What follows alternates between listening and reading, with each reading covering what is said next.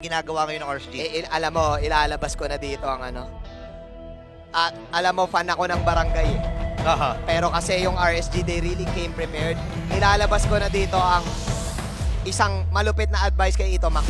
Ano yan? Likod. Likod. Max, iparsa mo na yan, Max. Huwag ka nang mahiya. Huwag ka nang mahiya. Wala sa Kiss to Victory, Max. Huwag ka nang mahiya. Nakita natin yun kanina. Ayan na, tinanggal ni Angela. Likod gaming din yan. Likod Hindi nga gaming likod din gaming. yan eh. Base gaming nga yan eh. Bese Gaming. Oh, kaso serious black si Panda, boy eh. Si Coach Panda parang, Hindi ako, baka magparsa si Ito, Max kasi. hindi ako magugulat if this game lumabas yung clone or maban. Knowing na comfort pick to for Smart Omega, lalo na sa kamay ni Kelra, baka i-consider to ng RG. Baksha still out there. Baka yun yung maging last ban dito. Pero interesting yung bans ng Smart Omega. Yung Joy very classic, pero yung Fanny and Kaja, it's all the adjustment mula sa game number 2. Oo nga. Ang mahirap dito is baka hindi prepared ang Smart Omega sa pangatlong baon ng RSG. Kasi may difference yung nagre-react ka, tapos ang kalaban mo may baon. Ang worry mo dito for Smart Omega is baka yung dalawang ban, reserve sana for a hero, ngayon lumusot yung mga hero na yun, and dadami yung options ng RSG. Yung RSG, ang daming dinala sa mga bulsa nila. May backsha ban. Okay, backsha ban. Okay. Max, parsa mo na, Max. Legit. Pero medyo Ay, crucial naku, yan. Ay! Matilda. Ayun na. Bossing, umaharap yan eh. Sinantabi muna yung Farsa dito. Pwede naman kay Chuck. Pwede kay Chuck. Pwede. Pero actually ginawa nila to one time. I think pinares nila yung Matilda at Grok. Yari ang Ginawa nilang post for Yeah. di ba? Yung parang dalawang wild charge yung meron sila, di ba? Kasi Yeah. yung Circling Eagle at saka yung Oo. wild charge. stats doon. Hindi. Minana pala yun. Oh, okay. So, Valentina open dito +1. Yeah. Oo. Edith or Teresla. Valen Edith, maganda. Ay, ang ganda ng opening dito para sa side ng RSG, boss. Valen Edith, no? Oo, Valen Pwede rin Edith. pwede rin Valen Fredrin. Hindi naman agad-agad kailangan ko rin yung Edith kasi kapag ni-Edith din ng Smart Omega, pwede mag-export ulit ng, well, hindi man ulit, pero pwede kunin ng export for RSG. Pero Ay! kinuha yung paramis na naman. Okay. Talagang iniipit yung Okay. heroes ni Edo Max. Yeah, ipit ang Max. Max, legit. Bilang tropa pips. Ilabas mo na yung parsa. Farsa na. Kahit anong hero na yan. Gord ata. Gord na lang, Gord. Gord Farsa. Pero kasi paramis na ni Aqua ata to, boss eh. Pwede yung Eve. Medyo off meta kapag nag-Eve sila dito pero gets mo yung idea. Pwede mo ikulong yung Netheron. Pero actually, ano nga yan eh, parang bigayan yan eh. Kakonteran yung dalawang mage na yan eh. Pero okay. Sumunod sila sa suggestion ni Pacbet. Unahin mo na yung heroes ni Matt Ni kasi Matt. baka maubusan. And yung Akai yung pinili nila over Fredrin kasi alam naman natin yung matchup na yan. Talagang pwede mo heavy spin yung Fredrin palayo sa Yeah. mga turtle. And very strong din for Akai. Ayan na yung Claude! Ayan na yung Claude. Ito Yes! na ang midnight, ang sinasuggest na midnight kanina pa. Pero yung ganitong time ng galawan sa RSG, yung mga ganyang dalawang opening ng RSG, mga flexipix yan, boss eh. Yung edit na yan, flexipix yan eh. Yup. No, nga, no? Pwede kang mag-grok dito for RSG Although hindi naman kailangan agad-agad. Pero kasi baka iban ng Smart Omega. It's just a good way of dealing with the Claude and Akai. Pero may hindi mo na if mag-Fred rin ang RSG dito kasi baka mamaya sila naman yung maipit. No. Tsaka ang ganda ng pagre-ready nila dito kumuha ng Akai. Kasi if ever man na mag-friend rin sila dito or even go for an assassin hero, pagdating sa objective takings, goods pa rin naman yung Akai Yeah. di ba? Oo, maganda rin yan sa sa paramis kasi kahit papano, yung pwede mong magamit Masushow eh. mo. Oo, masushow mo. Oh, wow. Ay, nako, Eman specialty. Okay. Another Bruno pick for Eman. Interesting. Pinag-isipan mabuti yon ng side ng RSG kung dahil pinakita na rin yung Claude. So, tatapatan na lang nila.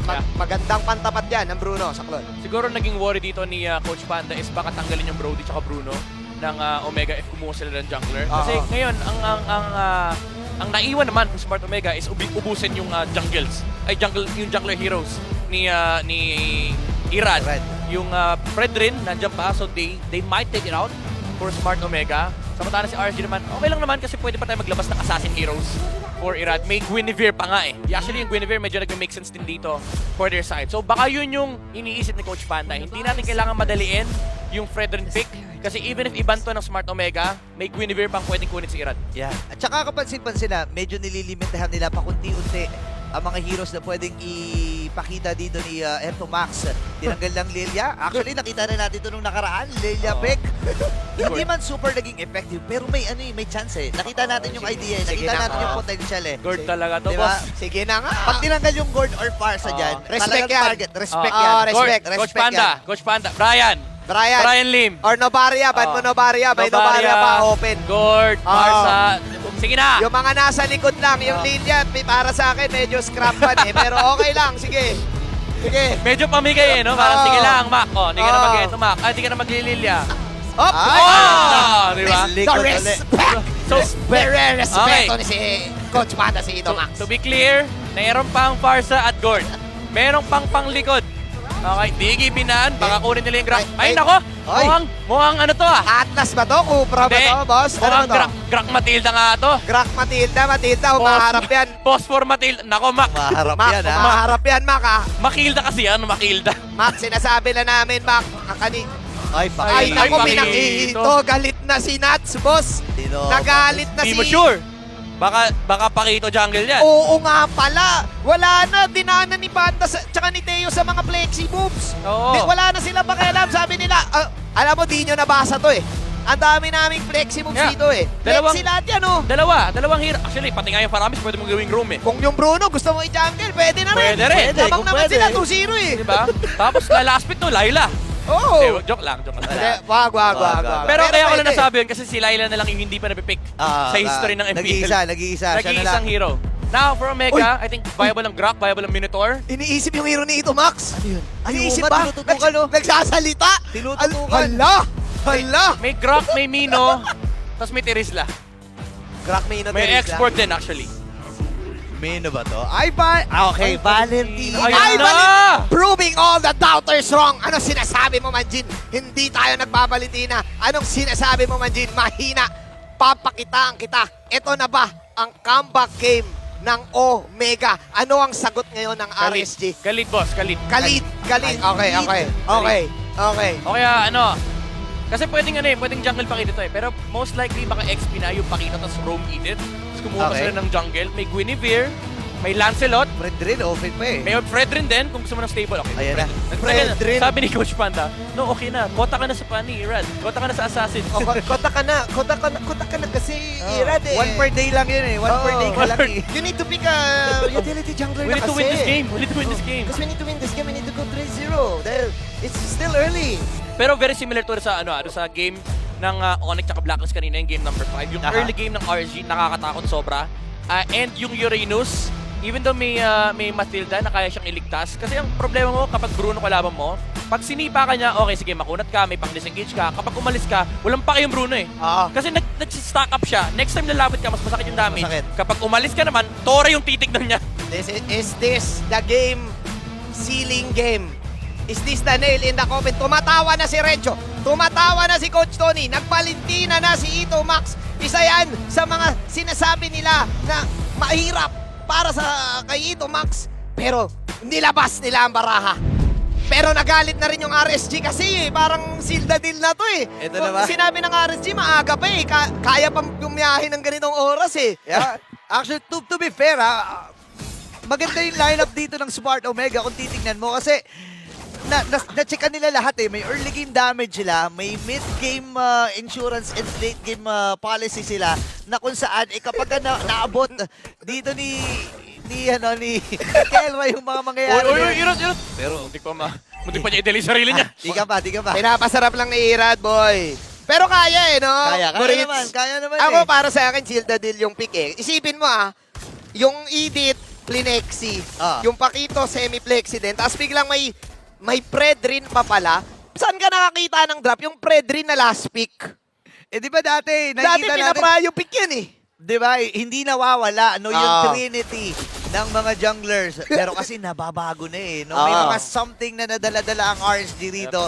Nakita natin first 2 games, yung adjustment talaga. Pero dito sa Emblem, lahat sila naka-quantum charge. Boots Gaming yan, boy. Boots Bilapper. Mobility ang habon nila dito. Oh, ayan na. Ayun, hinila si Ryota, si Atoy R. Barang! Grabe! Na up and first blood para sa kupunan kagad ng RSG. Nag-ultimate pa si Irad doon ng kahit hindi kailangan, ganong kagigil. Ang RSG tapusin to. Maaga pa kasi kaya pa bumiyahe. Sobrang lalang ni Retri pa. Oo. Diba? Ito pa yung Uranus. Nanggigil na sila kay Kulot, boss. Gusto nilang habol pero si Light naman ngayon ang hahabulin nila. May Cyclone Eye pa, aabot ba siya? Oh, Aabot siya pero hindi na siya Ang aabot. tindi naman ni Hito Max doon. Napadash Lumadash, lumilikot pa, sabay Ah. burst. Wow. Kaso si Ryota ang nabibigyan dito, Kuya Burrito. hirap. Second kill nakuha dito ni Nats. And kung ikaw ay Pakito, ayaw mo ng mga ganitong nangyayari. Or kung kalaban mo Pakito, ayaw mo ng ganitong nangyayari. Pero NetherRealm, nagamit, may paghatak na gagawin dito si Aqua. May ipit si Matt.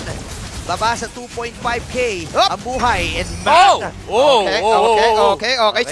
Swag moves mula kay Matt. Matt, Zila. Yep. Tamang swag move. Sabi niya, binan niyo yung mga hero ko kanina. Ngayon, kunin natin yung Akai. Maiba lang. Very comfortable talaga si Matt kapag hawak niya yung Akai. Ang dilemma ng Smart Omega rito is yung pag-shutdown sa Uranus. Medyo ano yan dalawa yung kailangan ingatan ng Smart Omega. Yung pag-shutdown kay Uranus, tsaka yung pag-snowball kay Pakito. Kasi looking at the lineup of RSG, yung Pakito, pag nakakuha ng early game start yan, medyo problematic kasi ang magiging dilemma ng Smart Omega pagdating ng mid game is hindi lang yung Fred Rain tsaka Bruno problema nila. Biglang left-right may sakasapak pa na X-Planer ang nakawawa dyan, most likely si Etomax. Sakto yan, midnight 2-0 na.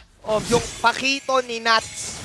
Si Nats yung type ng player kasi na kapag may killing potential, kaya kanyang patumbahin Magra-rush ng Hunter Strike yan. Siya yung type ng XP na ganun hindi lang siya yung zoner meron siyang assassin sa dugo niya Ayun na, Pero speaking of dugo, sino maduduguan dito? Now, nagamit na yung NetherRealm kagad sa kupunan ng RSG. Reset. And yung RSG rito, Oh my gustong mag-cut na kagad ng minions. Pinipilisan ng RSG. Activated kagad yung task force RSG. Oo, Pero apat parang sila. ipit ata sila rito. Oh my Wait. God. My G, hirap si Tito Max. Nahumaharap si Tito Max, guys. Medyo mahirap yan. Hinaharapan siya ng apat ng RSG dito as RSG will take all of the shield. Ang dami na, ang yaman na ngayon ni Eman, boss. Wow, 80% ng shield. Sumipa pa ng isa. Oo. Para Sapa. doon. Sapa. Ayaw na. Kalma lang. Okay na daw yun. Medyo malilimit yung farm ni Etomax. Kinuha ni Uranus yung double wave sa base. Hoy, ngayon, Secret Eagle, gagamitin ba? Pero hindi muna. Dahil sa ngayon, nagamit na rin yung NetherRealm. Uy, lumapit pa! Kaya lang, napalapit pa si Etomax dito. Habol si Aqua. Okay. Meron naman kasing Chaknu. May guiding wind kasi. May guiding wind kasi. Pwedeng lumikot. May guiding wind, pwedeng umarap, pwede lumikot. Na-practice yan. Dami kasi sinabi ni Kuya Manjin last time na kaya naman pala. Pero lamang pa rin ang RSG, mga kaibigan. 2K ang turtle pala. At libreng turtle, Irad. Easy retribution. Walang kapawis-pawis. Hindi umabot dun itong si Sermat And mapansin mo, sobra yung pag-adjust ng Smart Omega. 3-man Purify para sa kanila dahil nga sobrang daming controls na meron dito ang RSG. Even nga yung mga sapak dito ni Nats, kailangan mo lumayo dyan Kaya lang kasi ang problema, naka-quantum charge, naka-sprint pass, so wala talagang takbuhan pag inabutan ka. Napakabilis ng RSG dito. Ang bilis ng raid. Light. Your chatter. Walang kakombo. Ambalang. Ang bilis nito, guys. I think RSG, slowly but surely, controlling this game, owning this game right now. Ang hirap pumesto sa side ng OMG. Yung retry na ginawa ni Matt kanina, ano pa yun yun yung mga 50-50 pa na nanakawin mo. But yung pagiging calculated sa buong mapa, nasusunod yung blueprint ng RSG Tsaka gusto ko, kailangan yung tignan yung ginagawa ni Light. Even though hindi ganun kataas yung kill threat nila with the Edith and Faramis, yung pressure lang na napapareact yung Smart Omega sa mid lane, it does open up a lot of playing room. Pero for RSG, hindi ka rin dapat ganun kasaya kasi again, you are still playing into a Claude na medyo pantay sila ng gold ni Eman 400 lang ilaman ng Bruno. Ngayon, Eman nakakakuha na naman ng magandang laro. And kailangang sagutin ito ng Smart Omega. Ayan Now, andun yung knock-up. Ryota dito, napagamit na rin kagad ng kanyang consecration. Irad, masyado ata matapang. Apat na member sa kanyang sasalubungin dito. Walang Apprecious Rat. Walang Apprecious Rat. Light. Ayun, meron. And this time, nagamit na nga rin. Oy! Bagsak kagad with a sliver of HP na iligtas pa nga. Kaya lang nandun si Nats. With those combos, habang ininext na nga nila itong si Atoy R. Ito na. Bagsak ang kulot ngayon si Matt. Wow! Hahabulin din. Hindi. Kalma na. Yun yung sinasabi natin, killer instinct mula kay Nats. Now, with 3-0-1 on the scoreline, 4 kills in total, 4 kills, 100% kill participation sa first 6 minutes. Ang tindi nung backline access Ito ni yung- Nats doon. Ito yung problema mo pag kalaban mo yung Pakito. May dalawang ways kasi para laro itong hero na to. And kapag nag-snowball yung Pakito, na-unlock yung isa. Instead of just split pushing, pwede sumama sa early game invades. Kasi napakataas ang damage output, napakataas ang mobility. And tulad nga na bakit ni Burrito kanina, yung movement speed, hindi siya nagkukulang dahil naka-quantum charge yan, tsaka sprint. Kahit may pantakbo yung Omega, kaya silang habulin ni Nats. Yun nga eh. Tsaka napo-force ka agad yung mga Purifies dito and magandang idea yung agad para sa RSG. And yun din naman talaga ang aantayin mo eh. Kelra, it takes time eh. 7 minutes pa lang. So masasabi natin na hindi pa ito yung panahon para sa isang Claude. Oo, matagal pa. Matagal pa. Kung ikaw ay pa ng Omega, magbibilang ka pa ng 11 minutes, the usual. Season 6 pang problema yung 18 minutes na yan. Hanggang ngayon, anong season na? Season 12 na. Kalahating season na nakalipas. Hintay ka pa rin ng 16 minutes. Iba talaga mga kaibigan. 5K gold lead para sa side ng RSG. Conceal. And Game, ah. sobrang discipline ng Aray ko! RSG. Oray ko yung mga Oh, sipa oh! dito. 3, 4 na sipa. Keller dito. Isang bar na lang kagad ang natira. Kaya lang si Matt may ipit. Hatakin. Pero hindi aabutan dahil makakapag-dash nga. Palayo. Umaapoy yung bola, boy. Sakit. Oo, Makati na yung umaapoy na bola. Oh. Kudos pa rin kay, kay Matt. Talagang clear niya yung wave sa may bottom lane. Even using the retribution, pero ito na yung backline ni Nats. Ito na yung paghabol. Andun yung knockout swipe. Heavy spin gagamitin ni Matt. Pero sasabog lang yung Netherrealm. Habang malaya nila makukuha yung Torre doon sa may bandang gitna. Gusto pa sana nilang kumuha ng kill doon. Pero sabi nila hindi, yung mga resources na lang sa paligid na kunin natin. Sabi ng RSG dito, ilang beses na namin napanood yan. Hindi pa naglalaro si Eman. 18 minutes na galawan ng Omega dito. Ngayon sabi ni Eman, tapusin na natin to. Umaapoy na ang mga bola ko. Gusto ko ng pumudrip ng maaga. Nakikita natin ngayon kung gaano nabibigyan ng priority ng RSG dito yung early game eh. Na-secure nila ng maaga, na-secure kagad yung 2 kills. Yeah. And yun yung naging rason bakit hindi nagiging komportable yung mga backline heroes dito mula sa Smart Omega kasi alam nila na any moment, pwedeng isang snap lang ng knockout strike in yung mga combo right jab niya. Oo. Madali lang para patumbahin. Kumbaga, papapulahin lang ni Eman tapos si Nats na yung taga-finisher. Bahala, no? Oo, Actually, hindi nga lang si Eman, kahit kasi ako napakasakit din nung Ghost Bursters, no? Kapag nag-group up yung Smart Omega, yung bounce, Oo. yun yung kailangan ingatan ng Omega. Oh, Light! speak of bounce, mapapabounce dito. At nagamit kagad yung consecration. May kabitinan pagdating Ayan sa na, resources ayan habang na. si Nats sa likuran. Eto Max ang magiging puntilya pero si Chato ang ating uunahin. Nagamit na rin ba? Matt. Hindi pa nagamit na rin dito at mapaforce na mapindot yung heavy spin. Libreng Lord para sa mga Raiders. From behind! Nuts! Kitang-kita sa camera yung paglikod na yun! Wow! Ibang klase ang pinapamalas dito ng RSG. 8K gold lead. And kung papansinin natin, hindi nga more than physical damage eh. Oo. Di ba blade armor dito, dominance eyes. Fury Hammer lang Fury no? Hammer lang. Fury Hammer lang ang puhunan. Puhunan! Ganon kasakit si Nuts? Yeah. Yung build niya dito, defensive, pero para siyang attack type? Ay, kailangan nating abangan yan kasi may Shakto. Setting Eagle. Pero aawati muna ni Shakto dito. Nats, knockout swipe. Habang si Randall Irad! nagamit na rin Netherrealm. Ngayon, tuloy-tuloy ang pag-abate ng RSG. Mahabol pa si Rad. Bababa sa 15% yung kanyang health. Habang si Aqua dito ay mabubuhay din with 10%. Pero Eman, talagang focus lang sa goal. Wala na silang mga minions Oh my dito. goodness. And tingnan mo si Nuts! Lumalaban pa. Oh, grabe! Nuts Entertainment! Lumalaban pa! Grabe yung ginagawang in and out ng RSG and very impactful yung ginawang pagpasok ni Irad kanina. Energy eruption sa apat, sinamaan sila ng Appraiser's Wrath. Oy, Blazing Duets para lang maklear na Uy, mabilis wow, yung mga gandang combo minions. Pero paatras kasi, hindi Oo pwedeng nga eh. paabante pa yon dahil bitin pa sa Kids and Chakno dito. 2-3 sipa, nararamdaman kagad niya mula dito kay Eman eh. Oo, hindi lang si Eman, si Nuts. Isa sa mga ultimate problem. Kumbaga sa listahan mo, number 1 problem, Nuts. number 2 yung Ghost Boosters, at saka yung number 3, si Eman, yung Fireballs na napakasakit. Pwede mo nang ilagay sa number 4 na Sila ulit. si Nats ulit. Kumbaga, gusto mo Oo. sabihin siya yung public enemy number 1. Siya talaga, men, Light. out lang. Oh my May God. knock-up doon ha. Pero hindi, makakatakas. Pero pinagsaluhan yung worldie mula dito kay Eman. Isipin mo Mahaba Mabo. pa naman. By the way, sinats ang highest level. Oo. Dito sa game natin. Level 14. Wow. On the Pakito. Tinatanong natin saan galing yung damage output aside dun sa Fury Hammer and na ngayon na Hunter Strike na yung XP difference din kasi napakataas nung numbers sa skills ng damage output ni Nats ngayon dahil, Oo. dahil lang sa mere level difference. Isipin mong mabuti, nag-back na yung mga company Nats. Siya, hindi pa rin siya nag-back. Kumbaga, Nats game na to eh. Sinasapak niya Uranus. Sinasapak niya yung Uranus. Men, Uranus yan. Imaginein mo yun, no? Oo. Walang kunat-kunat sa akin. Walang kunat-kunat. Pag binigyan mo si Nats sa mga ganitong hero, para kang may solo gamers na ano eh.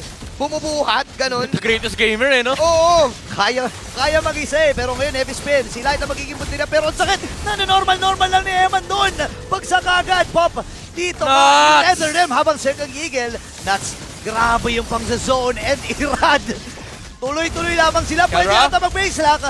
Pero mabilis makiklear yung mga minions with that blazing duels Ay, mula kay Kelra. Pero nandito pa yung second batch. Tutuloy nga ba? Oh! Flicker na gamit din si Light. Tuloy-tuloy lamang Nuts! yung nakaswag. At lilinisin na nga ng mga Raiders at sila nga akbang para sa next round. This winning moment is brought to you by our official sponsor, FWD Life Insurance.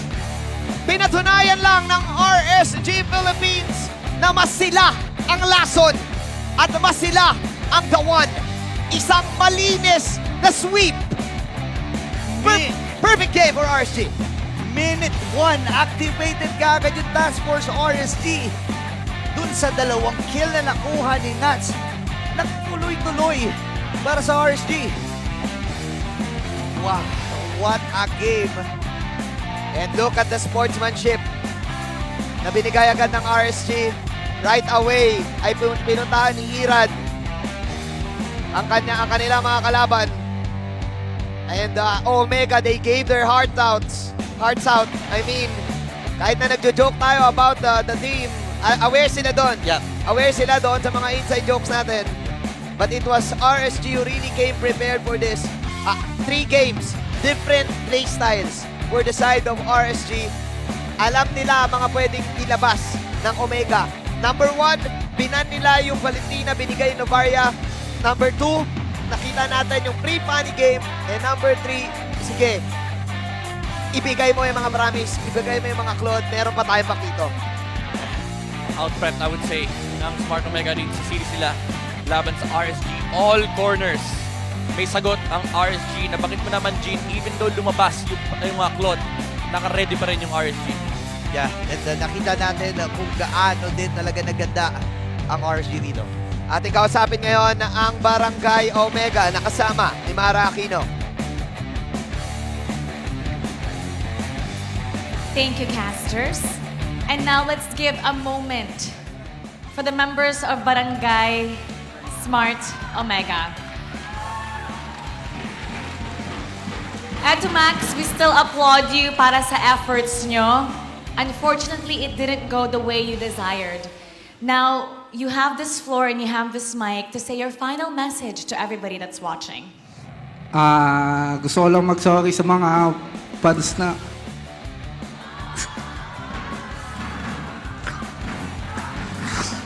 sumusuporta sa amin. Ilang season na kayong maasa pero binibigaw pa rin namin kayo.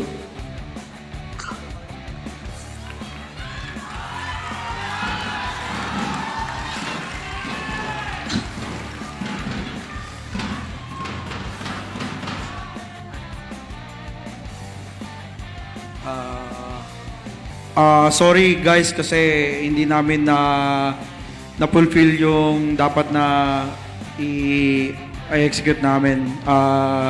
Bawi kami guys. Maraming salamat sa suporta. Everybody, for the final time this season 12, I'd like you all to cheer with them. One shot,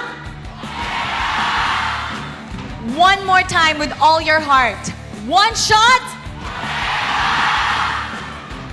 We thank you, Smart Omega. You may now take your final bow.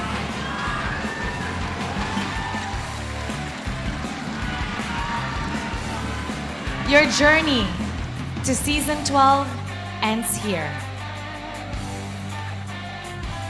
And now I'd like to invite the winner of this series, RSG Philippines.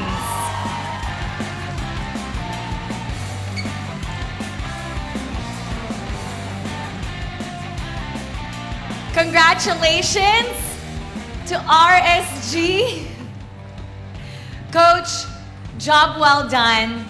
Before the series started, there was an interview and you said that this series was all about the draft. Actually, if you can explain that for us, what is a good draft for you? Is it more like getting your comfort heroes so you can have all the heroes that you want? Or is it more like out-drafting the opponent to ruin their draft? My expectation was not really to outdraft every single game. Because kapag sa playoffs, every single team is ready talaga sa lahat ng scenario.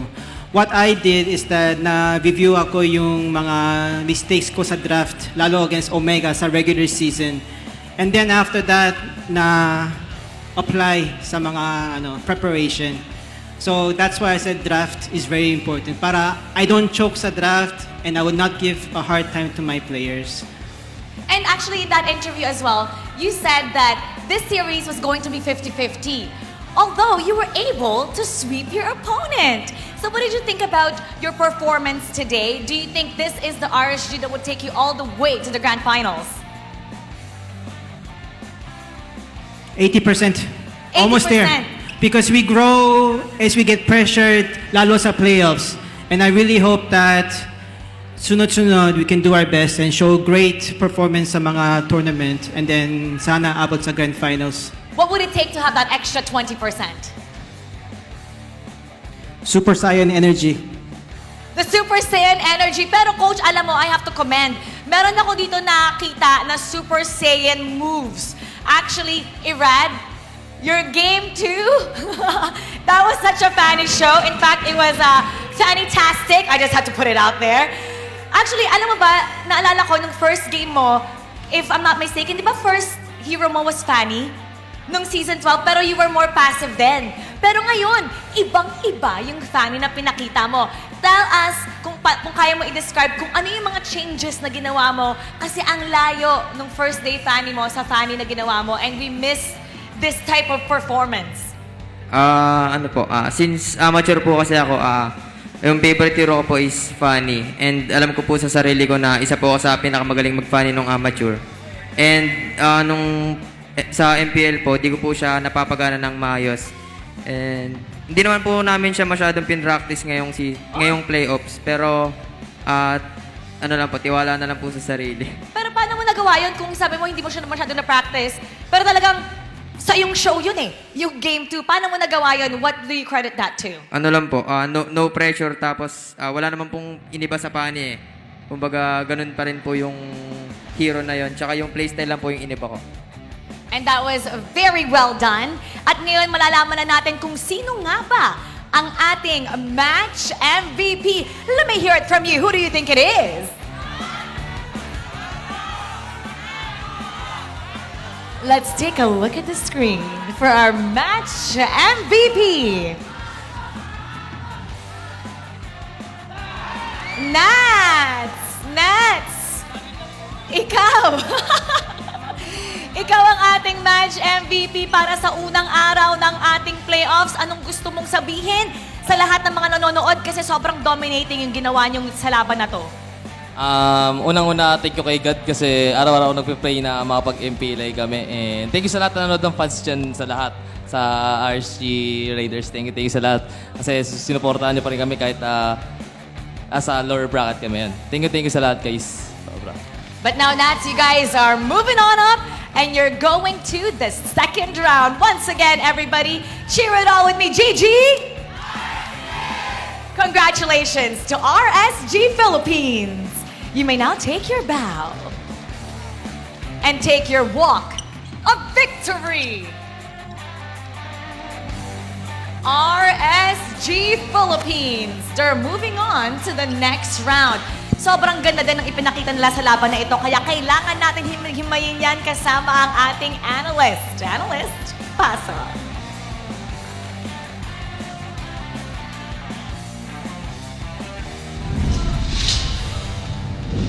Maraming salamat, Farsa. Mara Aquino pala. Congratulations to RSG Philippines for securing the sweep. And of course, a step closer to M5. Pero alam na natin sino yung 4 na representatives ng Pinas para sa MPLI. You have Echo, AP Bren, Blacklist, and RSG Philippines. Kasama ko ulit dito si Coach Zico. And just like in game number 1, ano yung kutob mo pagkatapos ng draft ng game number 3? Early stage ng draft, first 3, ako sa Omega. Kasi yan may slight advantage yung Matilda. Kaso, naging tagilid lang dun sa Claude kasi nilabas agad nila. Siguro dahil dun sa Faramis nga. Pero medyo nalugi sila dun kasi ang dami pa ng marksman na open. And yun, early, first 3, Omega. Pero, second phase ng draft, na control pa din ni Panda. And yun, in-game adjustment, maganda rin yung ginawa nila. Yeah, the pressure talaga dito yung Uranus, one of the last 2 picks of Smart Omega, meaning that the Paquito of Nats ang naging hindi lang series MVP pero MVP rin ng game number 3. At saka yung sinasabi mo na in-game adjustment na ginawa ng RSGPH, specifically around the EXP lane. Ano ulit yun? Kasi yung Uranus pati Paquito, match even lang sila sa laning. So ang ginawa ng RSG, pinuruhan nila agad yung Uranus. Kasi pag naka-item yung Uranus, medyo mahirapan sila i-poke yun. Since may Faramis and Valentina, magkokopyahan. So yun, ginawa nila, pinatay agad nila ng 2 beses para malate sa item and mabilis mapatay ni Eman since naka-Bruno siya. At saka lately dito sa MPL Philippines Season 12, especially nung regular season, nakita natin na tumataas talaga yung stock ng Uranus kasi nakakainis siya tapatan kung hindi nyo siya nahinto. So ginawa ng RSG, katulad ng sinabi mo, hininto na talaga nila yung pag-scale ni Ryota at naging, well, for almost 3 games now, hindi lang na-shutdown ng RSGPH si Kelra, hindi lang nila siya yung pinahirapan pero napahirapan din nila si Ryota na sobrang crucial din talaga para sa rotations ng mga Smart Omega. Ano pa yung mga bagay dito na ginawa ng RSG na nagustuhan mo ko, Zico? Sa akin, si Nats talaga yung pinaka nagustuhan ko. Kasi yung tulad na sinabi naman, Jin, yung killer instinct ni Nats sobrang pang-world class talaga. Kasi pag may once nakita siyang low na nasa backline talaga hinahabol niya tulad yung Matilda ni Chaknu na gumamit pa siya doon ng spell para lang patayin kasi sobrang lamang na siya. So sobrang dali na lang sa kanya para parang i-dish out lahat ng kalaban. Yeah, and again, great adjustment. Actually, meron kang sinabi sa akin kanina behind the scenes when it comes to Coach Panda, yung keyword parang 3 games and the buong series kontrolado ni Panda, ni Coach Teo at ng RSG yung drafts. Sa akin, yun nga yung parang sinabi niya din sa interview na nireview niya yung past mistakes niya nung regular season. And yun, naging successful naman. Kaya, and congrats Panda and Coach Teo. And of course, congratulations to RSG. Now, as we look at the stats, of course, kitang-kita naman talaga yung storya dito. Pagkatapos sa pag-shutdown ng Uranus, mas naging active pa sa mapa si Nats at nahirapan na talaga ang Omega. Kahit na medyo mahirap din yung buhay ng isang Paquito kontra sa Akai, pero parang hindi na naging hindi na naging problema yung Akai para sa Paquito. Hindi talaga kasi nga ay yung early, naka 2-0 agad si Nats. So medyo, nakabuo agad siya nung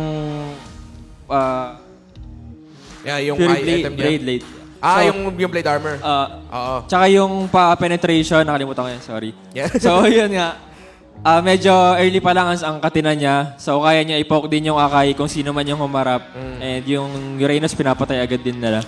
Actually, a very good point nga yun. Dahil sa pag-early scaling ni Nats, he was able to build the Blade Armor and the Hunter Strike really quickly. Kaya, ramdam mo kaagad yung yung bilis ng pag-clear, yung epekto sa mapa na parang kung saan pumupunta yung Omega, nandun si Nats lagi. At kita din naman sa team fight participation, 0% for Kelra and Ryota. I think that tells the whole story. Kahit na, yes, agree din ako sa iyo dyan, Coach Rico, na maganda nga yung first 3 picks dito ng Omega. But then, the priority in the Claude, na-counteran kagad, nakahanap sila kagad ng paraan para ma-counter yun. Now, going into the next round ng ating mga playoffs, ano dapat yung